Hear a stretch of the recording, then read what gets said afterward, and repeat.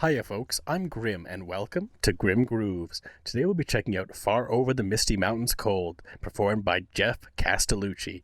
Incredibly deep bass voice, and I can't wait to check this out. I've only heard a couple of his songs and of course some of his work, the voice play, but this song from The Hobbit is very unique and interesting, and I'm sure he'll put his own spin on it, and I can't wait to see it. But make sure you hit the like button and subscribe so you can see all the stuff I've got coming on my channel. And also I've got a Patreon where I've done a couple things from voice play and pentatonics and stuff like that if you'd like to check that out. Or request something of your own, which I'll have done immediately if you request on my Patreon. But without further ado, let's check out Far Over the Misty Mountains Cold by Geoff Castellucci.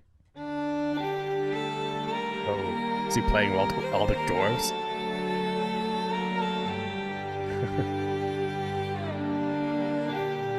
He is, isn't he?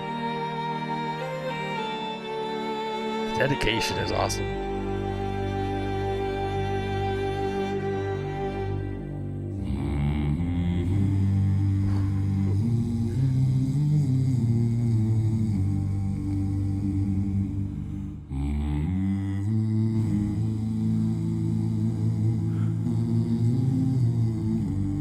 Even his humming has such a deep resonance. Far over the misty mountains cold, to dungeons deep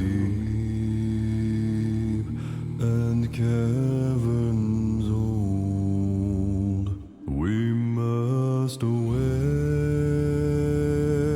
and break of day to find our long forgotten gold. Oh, wow. The pines were roaring on the height. The wind was moaning in the night.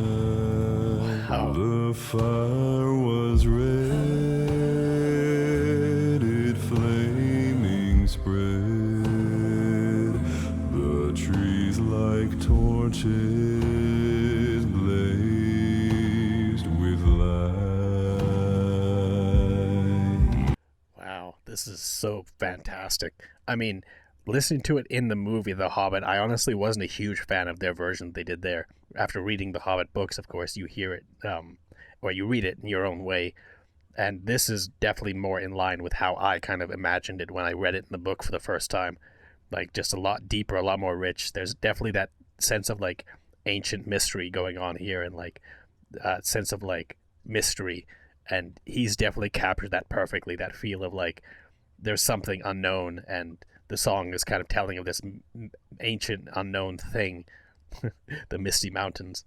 And yeah, just it brings the sense of wonder to it that is, I feel like it was missing a little bit from the movie's version. But Jeff's voice brings such an interesting range to it, has such a beautiful resonance that just, it hits you deep. Blazed with light.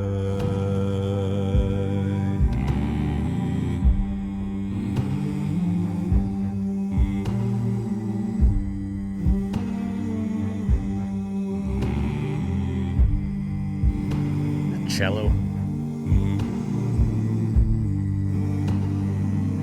The wind was on the withered heath, but in the forest stood no leaf.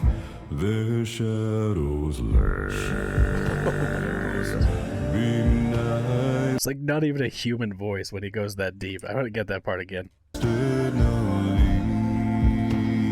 leaf, their shadows lay. Be night or day, and dark things silent crept beneath.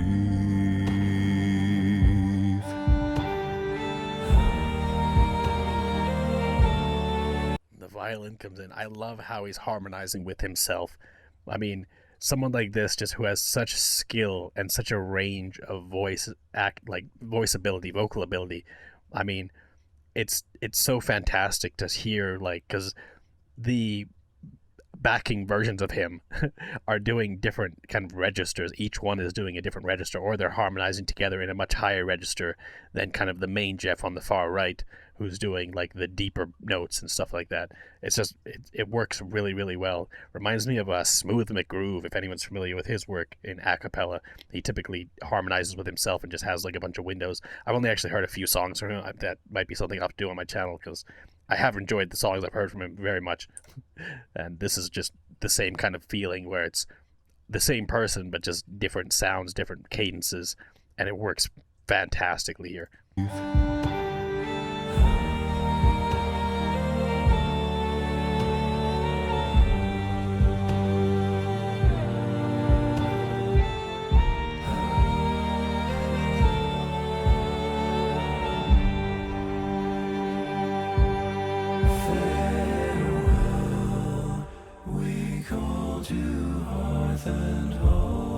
Harmony. The wind may blow and rain may fall. We must away break of day. This is exactly what I was just talking about, right? Like, just hearing him harmonize with himself, and that like rise in cadence, that rise in tone, it was so impactful. Like, I want to hear it again. May blow and rain may fall. We must away And the way that they fade down at the end of that note, like, away. I can't carry a tune to save my life, but that was just really cool. break of day. Far over wood and mountain tall, we must away, we must away. We ride before the break of day. Wow. Spelter special appears by the Balrog there at the end. Holy, like,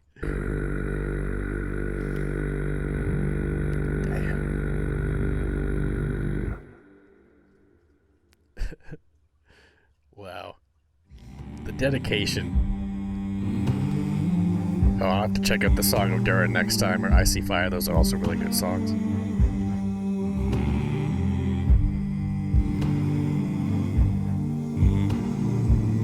I actually shed a few tears listening to that one, just how epic it was. Like, it wasn't tears of sadness, it was tears of like joy and like just shock, I guess. I mean, that was fantastic. I mean, and I love how dedicated they are. I mentioned this during a voice play video where they just, I think it was the Skyrim one, where they all kind of dressed up in the garb and stuff like that. The dedication to actually have a set made, like, he's obviously, like, it's either a set or he's in an actual castle or something like that, because it looks very, like, authentic looking. But again, I could be wrong, it could just be a set that they're on, but still, well, he's on, I guess it's just him. But it's really, really cool to see just the level of dedication, like dressing up in like 4 different outfits and singing in unique ways each time, and then harmonizing with yourself in each one. Like, the amount of technical expertise to be able to do something like this is quite high, and he absolutely nailed it. Like, this was phenomenal, like absolutely incredible. And I mean, the parts where he went incredibly deep were outrageous. Like, there was some of the deepest notes I've heard from him at this point, I think, and they were crazy. Like, it was absolutely crazy to hear, but awesome at the same time. And again, the harmonies between himself and just doing the different cadences, the different, like, rising and falling of his voice in different ways. It just, a song like this perfectly encapsulates just the skill and the amount of range he has with his voice, and it's just insane to listen to. That was absolutely insane. But anyways, thanks for hanging out watching my reaction. If you liked it, make sure you hit the like button and subscribe. And until next time, later days, folks.